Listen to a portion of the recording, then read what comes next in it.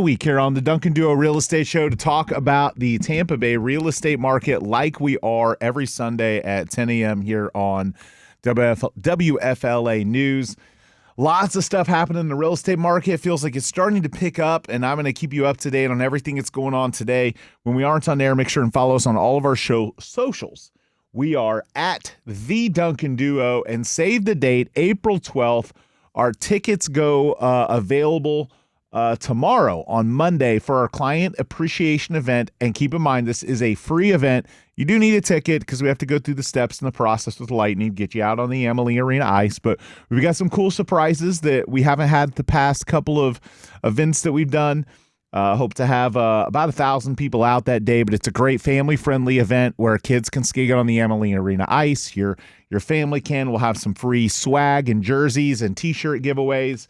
Again, that is on April 12th from 12 to 3 at Amalie Arena. You can go to our social media, send us a DM, post a comment. We'll send you the link. The tickets will be available again starting Monday. It's DuncanDuoParty.com for you to reserve, and you are invited. Again, that's DuncanDuoParty.com.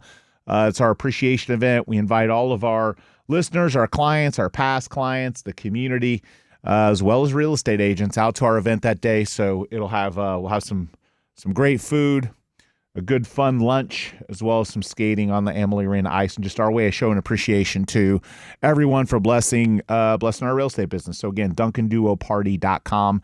And you can't get the tickets today on Sunday, but you will be able to tomorrow. So you can either save the link. I think you might be able to bookmark it or request the ticket link to be sent to you Monday. But again, it's going to be DuncanDuoParty.com. Again, DuncanDuoParty.com.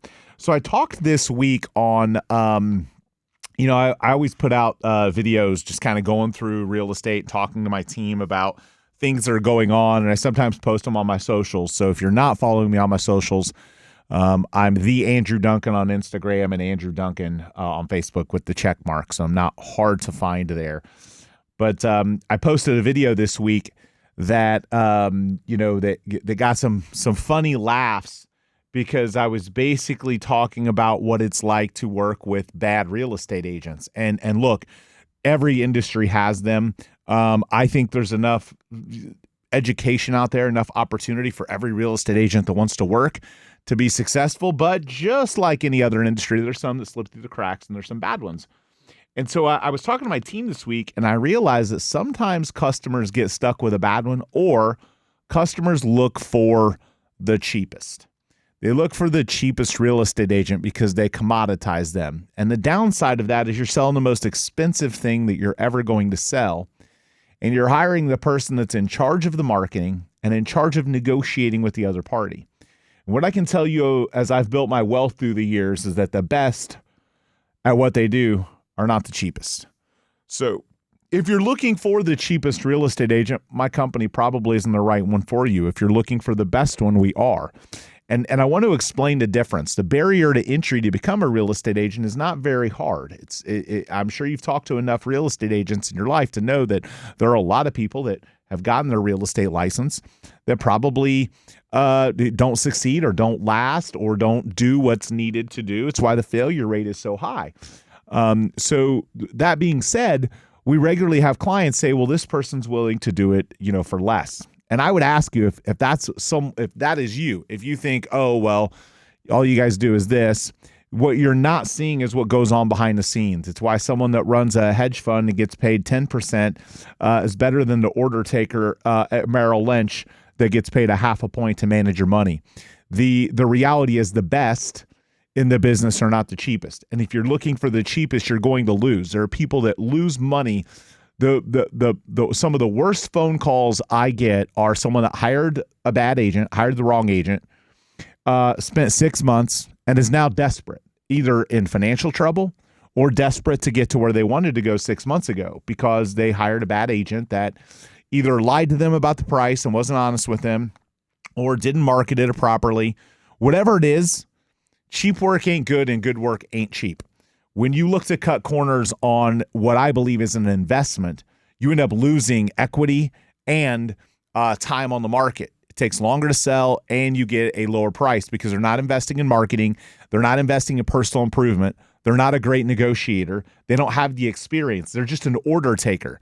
And the last couple of years, we had this phenomenon in real estate, but prior to the last couple, probably a little bit before that, where it was really easy for anyone to be successful, and it is not that anymore. So if you're looking for the cheap agent, that would have worked a couple of years ago. Today, that is a failing strategy that it causes so many sellers' homes to sit on the market and not sell, and then to lose money, and then to chase the market.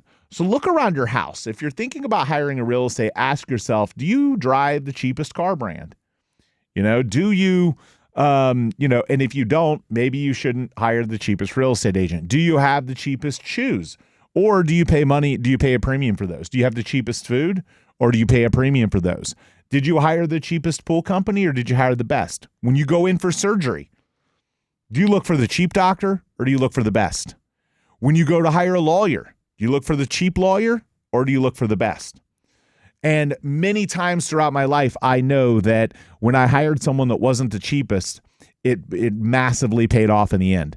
When you hire the cheapest, you get what you pay for. And there are unfortunately a lot of people in the real estate business that are consumers that look for the cheapest agent, thinking that we all do the same thing, that we're simply order takers punching something into a system. But it's the personal improvement, it's the negotiation, it's the marketing savvy, it's the number of transactions. Another pet peeve I have is when real estate agents say, I've been doing this for 20 years. Look, I've been doing it for 20 years too. But the point is when it's not the amount of time you've been doing it. It's the amount of transactions. It would be like saying, I was a great NBA player for 20 years, but I never started. I never made an all-star game. I never scored more than 3 points in a game. I sat the bench for 20 years. Are you getting a bench warmer that's been warming the bench for 20 years, or are you getting a professional? Are you getting one of the best? Time in the industry is not an indicator of success or an ability to succeed for you. It's the number of transactions that someone has done, the complications, or maybe even in some instances, the value of said transactions, because transactions get more complex, the more valuable that they are. So use those things when you're determining who to hire as a real estate agent. Way too many consumers get it wrong. We deal with it all the time when customers call us and say, oh, I'm looking for the cheap, and then they get it. And then their house doesn't sell. And then it sits. And 6, 9, 10, 12, 14 months, they're smacking their head off the wall wanting to know why their home hasn't sold. What's wrong with my house? Why did my house sell? Because you picked the wrong person. You picked the wrong person to represent the sale of your most expensive asset. And now you went the cheapest when you'll pay a premium for shoes or a car or food or a hat or whatever brand it is that you support. You'll pay a premium to get better seats at a sports game. You'll pay for premium gas, but you're selling the most expensive thing that you've owned, and you want to skimp. And it's a recipe for disaster that, again, so often we're the second or the third agent because people don't get that, and then they bleed through money, especially in a market where prices are softening. Because not only are they wasting their mortgage payment, but now by not getting to the punch and hiring a great agent, they hire the bad agent, and the market prices are softening and going down during that time frame in some neighborhoods. So they're, in addition to not just getting to where they want to be and getting it sold so they don't have the payment anymore and they can get to where they want, but the value of the asset is dropping now. So again, look for the best, don't look for the cheapest. So again, you're listening to the Duncan Duo Real Estate Show. When we aren't on air, hit us up at the Duncan Duo. If you're thinking about selling your home and you want a cash offer, look, maybe you don't want to pay commission. Maybe you just want quick, clean cash. DuncanDuo.com is the place to go. You'll get an instant cash offer. You can get a home value estimate. You can learn about what is going on in your neighborhood and so much more at DuncanDuo.com. Again, that's DuncanDuo.com. I actually made a Facebook post this week joking with real estate agents and asking them, hey, what's the worst thing a real estate agent can say at the beginning of a transaction that lets you know it's going to be a bad transaction? And mine was, I've been doing this for so many years. I've been an agent for this long. I've been a broker for this long. I've been a team leader for this long. I've been doing this for so long. Because when you hear that at the beginning of the transaction, in my experience, it's usually like not a great sign. First off, we can all look it up. You don't need to tell anyone your resume because it can, people are going to Google you. Everyone Googles everyone. So of course they're going to look up your performance and your track record. They're already going to know that if they're a prepared real estate agent or client, they're going to know that before they even talk to you. But I saw some other ones. It was things like, what's the, can you come and get me, can you let me into the property because I don't have super access was one I saw. I saw another one that talked about, what's the, what's the story? Why are the sellers selling? Just all kinds of funny reasons why real estate agents know. Another one I saw was, what's your fax number? Those are signs that a real estate transaction is not going to go as well as you'd like. But I encourage you to do your due diligence. If you're a client, look up the people in the company, look up the reviews, look up the track record, look up the experience. If they're really, really good, they're also not going to be perfect because they're managing a lot of business, just like any other really, really good business, any really, really good restaurant. If you see someone that's got 5 stars, perfect reviews, and they've got 4 of them, that they're really not that busy. They're not that good. Go to a restaurant that's only got 4 reviews. They don't have a whole lot of clients. They must not be that great. It looks like maybe their friends, their family, and their buddies left them reviews.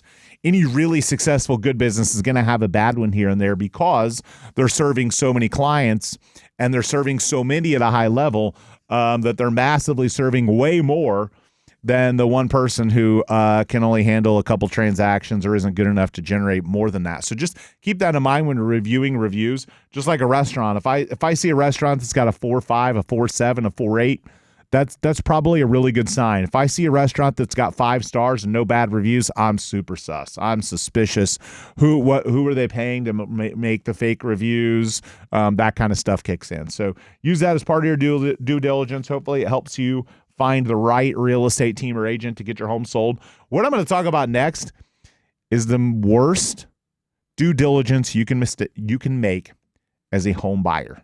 The worst due diligence mistake that will cause you the most grief, the most hassles, and wreak the most havoc in your life if you don't do this. And I'm going to tell you about it after a quick break here on the Duncan Duo Real Estate Show. So we're back here on the Duncan Duo Real Estate Show. Andrew Duncan with the Duncan Duo at LPT. If you're a real estate agent thinking about a change, thinking about joining LPT, thinking about joining my team, hit up jointheduo.com. We have a free career night that we do on the regular. We have the ability for you to schedule appointments with our team to talk about the opportunity of working with us. And so much more, again, at jointheduo.com. So if you're thinking about getting into the business, if you're a current agent, and if you are thinking about getting into business, you're going to hear people say, oh, no, you don't want to get into real estate. There's too many people. It's a bad market. I heard the same thing when I got into the business, and I'm pretty happy with where my life has turned out 20 years later. So don't let the naysayers and the people that never wanted to take a risk and never wanted to go out and do something for themselves or work for themselves get into your ear. I almost let that happen. I had people say, oh, go get a job, go work for 20 years, go do this, go do that. And I didn't listen, and I'm really glad I didn't. So, it kind of goes back to something I've said before, but it's, if people are giving you advice about risk that have never taken any, or if people are giving you advice about success or wealth and they don't have any, you probably don't want to listen to them. So anyway, the worst due diligence mistake a home buyer can make. It's not the home inspection. It's not the home appraisal. Those are common ones that people think that it is every time. It's not making sure about the insurance. It's making sure the neighbor isn't a jerk. And I said something different on social media because I can say words on social media that I can't say here on the radio. But the worst mistake that we see clients make is getting stuck next to a neighbor that they could have determined was a jerk. So I want to give you some tips about how to find out whether the neighbor that you might buy a home next to is a jerk so that you can use that to help yourself pick the right house in the right neighborhood for you. So the first thing to look at, bumper stickers on cars, okay? A lot of times people that are super passionate about something are going to put bumper stickers on their cars. To me, it can send you a signal about where their belief system is, and whether that aligns with you or doesn't align with you. And look, there's nothing wrong with living next door to somebody that, you may not agree with on things. It's a whole other thing, though, that if they're that crazy about whatever thing it is that they believe in and you're the exact opposite, there could be some tension. There could be, I think it's not hard to go onto Facebook and learn today that people are jerks to each other when they don't agree on things, or they try and, tear people down and make them look stupid or call them names because they don't agree with them on something. So you can get a semblance of that from some bumper stickers. Also, any kind of outside flags, license plates, flags that are flying at the house, any of that can sometimes send you some messages about whether or not they're a jerk. Another thing to do is talk to neighbors. Canvass the neighborhood, ask. You don't necessarily have to ask the neighbor right next door, but just walk through the neighborhood and say, hey, what do you know about the people that live at this address or that address? I'm thinking about buying in the neighborhood. Get their take on what it's like. Maybe they tell you some goods about the neighbor. And there is nothing worse than a bad neighbor, guys. You can fix a bad roof. You can fix a bad AC. You can deal with insurance stuff. You can pay to resolve those things. You can't pay to resolve or solve living next door to a tyrant neighbor, okay? The last thing that I'll tell you about the due diligence on the neighbor front, drive through the neighborhood, okay? Do they have a bunch of cars parked in the yard at 11 o'clock on a Saturday? Go back out to the neighborhood. First off, drive to the neighborhood during during rush hour times, because you'll know what a commute's really like. But go there during times that aren't going to look like sunshine and rainbows, like a 10 o'clock random Thursday when everyone's at work. Go in an evening, go at night, go at 11 o'clock. Are there a bunch of cars parked in the driveway? Is the music playing loud? Those are things that you need to do, because I'm telling you, buyers don't do them. And then they call us and they spend a whole bunch of money when all they needed to do was just drive out to the neighborhood on a Friday or Saturday night or go talk to some neighbors. I know a lot of people just don't want to talk to people today. You just want to text them, but go talk to some neighbors. The last part is for those people that are socially uncomfortable, use social media. Google, it's all public record who owns properties, okay? Of course, it could be a rental. And in that case, you can probably still do database inquiries to figure out who it is and then try and look them up on social media. It's not hard today to figure out that about half the population you can follow on social media and determine, yes, this person's a jerk and I might not want to live next door to them. Okay. So look up people on social media, find their X profile, find their Facebook, find their Instagram, look them up and see how they're engaging with people, see what kind of comments they're making, see what kind of posts they're making. If they're, so completely distinctly different than you, or they seem like a jerk, maybe that isn't the right house for you. Okay. Because I'm telling you, that is a thing that you can't resolve. Every one of these other things, a low appraisal, money can solve it. An inspection issue, you can get it repaired. You can't legally solve the next door neighbor being a jerk. So hopefully that's helpful.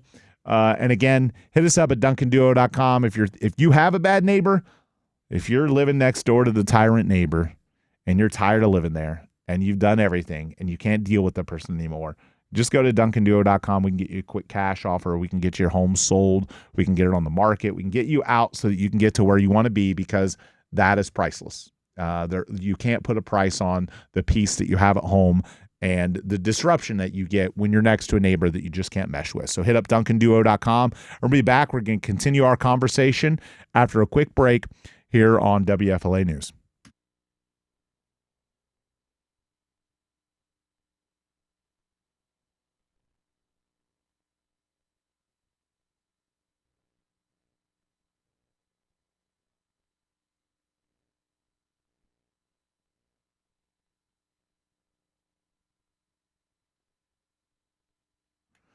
So we're back here on the Duncan Duo Show talking about the Tampa Bay real estate market. Interest rates. They have been the topic of discussion for the last couple of years in real estate. Ever since rates went from the 3s to the 6s, 7s, and 8s, the market has cooled and has impacted affordability. It has shrunk the buyer pool. It's made it more challenging. We're finally starting to see some relief and things heading in the right direction from a real estate perspective. So when you look at what's happening with interest rates, the Fed has not cut rates. Interest rates are simply softening because of economic situations and other things going on in politics.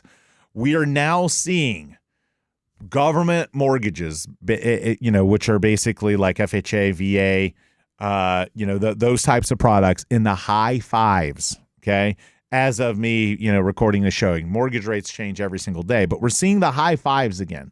A lot of people, don't understand this, but every half point drop in interest rates, which is what we've seen in the last several months. A few months back, we were in the mid sixes. Every half point drop in mortgage rates creates millions of new home buyers because it makes it affordable for them to buy and qualify, or it makes it affordable for them to buy and qualify the home that they want. Some consumers will say, look, I'm not going to move unless I can get this, and at these interest rates, I can't get this. Well, as the rates go down, you open that up to more and more people.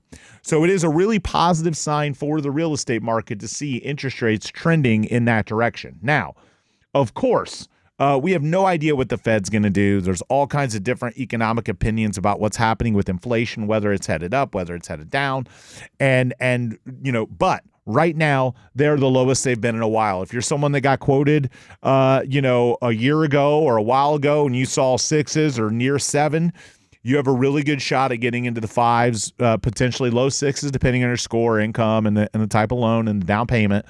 But rates have definitely come down. So it is an eye-opening moment for people that have been sitting on the sidelines. There are customers out there that bought and have interest rates in the fours maybe, and they're like, oh man, I'm not going to jump up to the sixes or the sevens. When you start to put a 5 in front of that interest rate, some of those people that have been sitting and saying they're not going to sell their house are now to the point where the interest rate differential is close enough to where they don't feel like they're getting hosed as bad. They may still feel like they're getting hosed, just not as bad as from 4 to 7 or 8, which is what we saw, a year ago.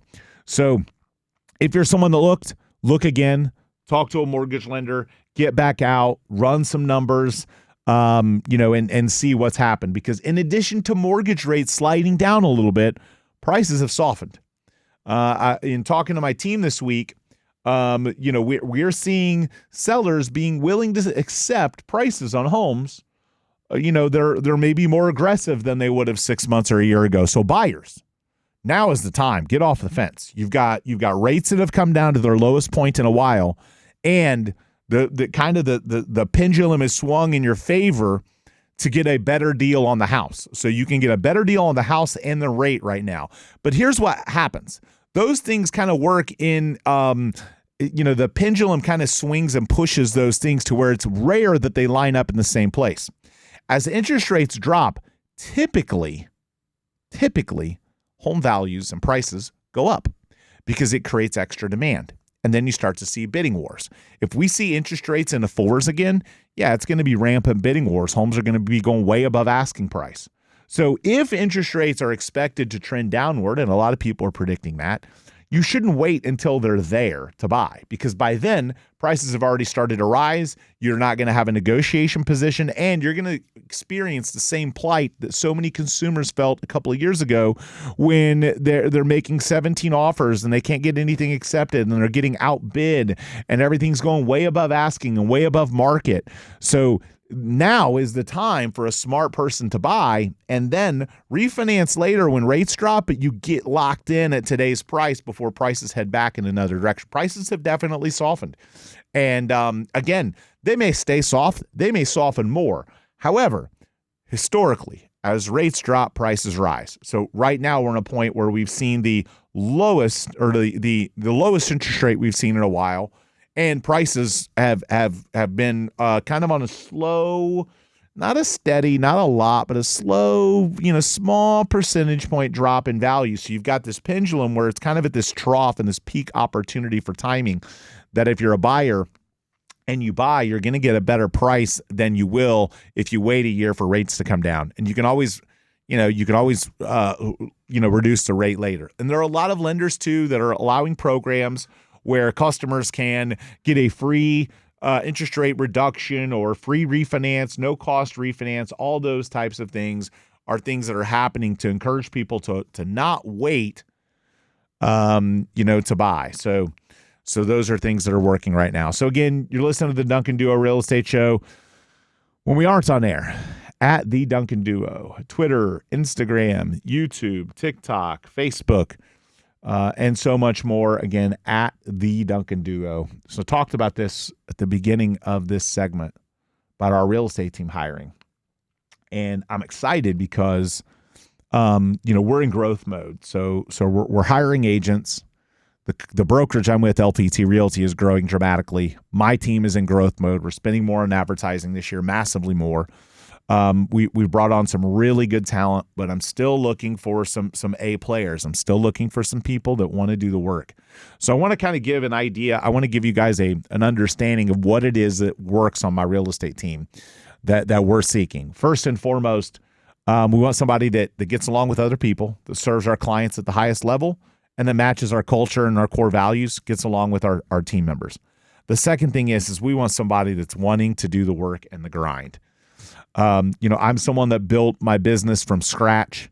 I can recognize talent when I see it, and a lot of the talent lines in the work ethic. Do they want to do the work? Do they want to show up every day? Do they want to make the effort? Do they want to do the open houses? Do they want to go on the appointments? Do they want to do the training? Do they want to do the role play? Do they want to do those things? And if they want to do those things, the opportunity for massive growth is there and super high production. Our agents massively outperform the average in the marketplace because our agents are coached well. They have leads and opportunities. They have great structure. But we ensure that we bring on people that want to do the work. There are a lot of real estate companies that people will come to and say, I want to hang my license. Well, if you're somebody that goes around and says, I want to hang my license, you might as well hang up your real estate career. Anyone that wants to hang their license somewhere, just hang it up, because that's not what being a successful real estate agent is about anymore. The goal is to be a partner somewhere, to be able to plug in, to be able to get leads and opportunities, to be able to be coached and led by someone who has done more than you in the space to help you produce and to help you grow. So if all you want is to hang your license, that's not the opportunity that exists at my company. If you want to partner, you want to crush it, make multiples of six figures, be accountable and do the work, that's us. And if that is you, go to jointheduo.com. Again, that is jointheduo.com. And let us know. You can set an appointment that goes right onto our calendar.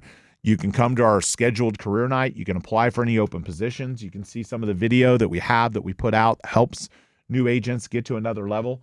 Again, you can do all of that at jointheduo.com. So I want to talk about AI for a few minutes before we get to the last segment. If you have not looked at AI or used it at all, it is pretty groundbreaking and remarkable what is going to happen in so many industries for the next few years. It's why I'm excited. We're going through some changes in my own business right now to incorporate it more, because so many people are just absolutely blind to it and not paying attention to what they need to do in order to evolve their business or their life. It is like your own personal assistant. It is amazing what AI is able to do now. Grok, for example, which is my preferred. There's Grok, there's ChatGPT, there's others, but Grok 3 for me was such a game changer that that now that I'm kind of in that ecosphere, I don't know that I'll change. The deep search and the all of the things that the voice talking that you can do with Grok, where you can have a conversation, where it can tell you a story. It is pretty amazing. But instead of going to Google, start going to AI and asking it questions, getting to know it, getting used to it. Because if you don't get used to it, you're going to get passed up. There's going to be people that are going to evolve, that are going to become experts at it. It's already happening. And it is going to massively change our industry. We had one of our agents this week. We have a photo editor that edits a lot of the photos, the professional photos that we take for our clients. And so this photo editor is out for a little bit. And the team said, well, hey, what are we going to do? And what's going to happen if they don't come back? And realistically, it is a matter of time before all of that is done with AI. You're going to be able to upload a photo and say, hey, edit this for standards that make it look great for a real estate listing. And it's going to edit it. It's going to brighten it. It's going to take out the shadows. It's going to increase the saturation. It's going to basically do Photoshop in AI. That is how fast it's moving. It's amazing to see the evolution of it in the last year. So if you're doing something, if you have an assistant, if you own a business, I strongly encourage you, don't wait until your competitors pass you and incorporate AI. Find ways to incorporate it into your life. Use it, learn from it, ask it questions, use it to help you, use it to find things, use it to get information, use it to, determine whether something's accurate or not accurate. But it really is the evolution of what's happening with society, and whether you like it or not, it's happening. Sometimes it feels a little iRobot / Terminator into the world type stuff. But the reality is we're heading in that direction, and it's important for you to know how to use the tools that are going to be the most important tools in business in the coming years. So we'll be back. We're going to wrap up with our last segment. Make sure you're following us again at the Duncan Duo. Social media, we'll talk. We put out all kinds of real estate content. Everything we're talking about on here, we put on social media. You can also get information about our upcoming client appreciation event. And again, that is at DuncanDuoParty.com. That's DuncanDuoParty.com. We'll be back after a quick break.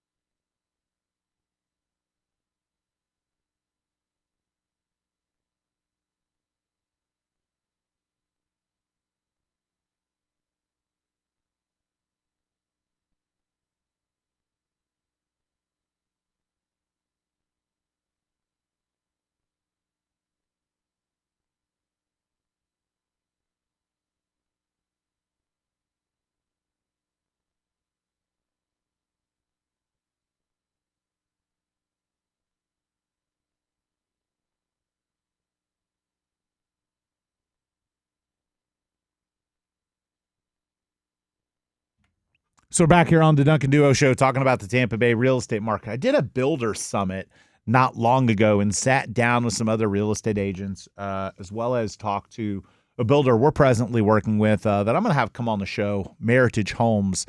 They do a lot of entry-level single-family home construction out in some of the suburbs around Tampa Bay. But I did this panel recently, and I found it kind of interesting because you see that market shares for single-family home construction are growing. So to help you understand it, the fourth quarter index from the Home Building Geography Index, single-family home construction ended the year with growth as a shortage of existing single-family homes continues to increase for newly built homes. So you saw a 16% increase in large metro core counties, 24% in large metro suburban, 9% in large metro outlying counties, 29% in small metro core counties. Basically, all the way across the board, you saw market shares of single-family homes increase. More and more people are gravitating to single-family homes, especially in a market where we've been hit with hurricanes. They're built to a higher construction standard, they're cheaper on insurance, and they tend to be not as coastal. So they're out in the suburbs. A lot of these communities are, and I feel like we're in the middle of and I'm hoping that we don't see more storms this year. But just looking at the track record from the last few years, it's like we're in a cycle where these storms keep coming for Tampa Bay, and that is going to push more and more people away from our urban core and our coast and out to the burbs, because people aren't going to want to pay the price to either elevate the home, or the flood cost, or the damages, or just the disruption in life that we all experienced with the last two storms. So you're seeing this migration, and home builders are there to pick it up. But people are saying, like, well, hey, we continue to hear that there isn't enough inventory, and it continues to be a problem. And the reality is, this is a 15-year created problem that most people don't understand, because during the Great Recession, all of the major home builders massively produced to the point where they probably overproduced homes. And then when the Great Recession hit, they all got hammered. And because of how bad they got hammered, that lingering hangover, right? We've all had something go bad that causes us to change the way that we do things or change our decision making, and builders still haven't gotten back to the pace of new home creation that they were pre-Great Recession. We're still not delivering enough new home product to make up for the 15 years of underproducing it. So you see these numbers rising, and it's something that will probably happen for a long time because the builders massively changed their models. They took way less risk. They built way less. They had way less inventory, and they just slowed down nationally. Now, of course, there are some builders that bucked the trend and did it differently, but there was a massive change in construction and manufacturing after the Great Recession that we've still not gotten back to producing enough homes to replace all the homes that didn't get produced in the years that the builders scaled back, took less risk, and said, hey, I don't want to create more housing. Now, while now we've got a situation where they're starting to ramp up, they're starting to catch up. We will see inventory rise. We've seen inventory rise on resales in Tampa, but I think a lot of that is not necessarily this phenomenon, but more related to the impacts from the storm that we had, and the movement that caused. You had so many people move during COVID here that hadn't been through a hurricane, and then we got hit with two back-to-back ones, and consumer sentiment changed. You had plenty of people that moved here from somewhere else because it looked like sunshine and rainbows, and then it felt like a war zone, so they bounced. So the longtime people that have been here a while, they stayed. They may move out to the burbs. They love this area enough to look past a couple storms. But the people that were still in the honeymoon period and moving to Tampa Bay got throttled, both with inconvenience, fear, and cost. And those things caused people to move back to where they came from, to move out to the burbs or move somewhere else. So again, the new construction industry is a go-to right now. There are a lot of consumers looking at new homes for all of those reasons. I think that's going to continue, but it will take a long time before we get to a place to where we say we have built enough new homes. It's just they scaled back so much that we still haven't caught up from all the underproducing of homes post-Great Recession for so many years before builders started to get aggressive again. So again, you're listening to the Duncan Duo Real Estate Show. Hit up DuncanDuoParty.com if you want to come to our event on the 12th at Amalie Arena. DuncanDuoParty.com. Save the date. And then go to JoinTheDuo.com if you're a real estate agent thinking about a change, you're frustrated, you're not performing, you need a new vision, you need a new leader, you need a new logo or brand behind you. We would love to be that for you. And again, you can do that at JoinTheDuo.com. Again, that's JoinTheDuo.com. Thank you so much for tuning in, and have an awesome rest of your Sunday, Tampa Bay.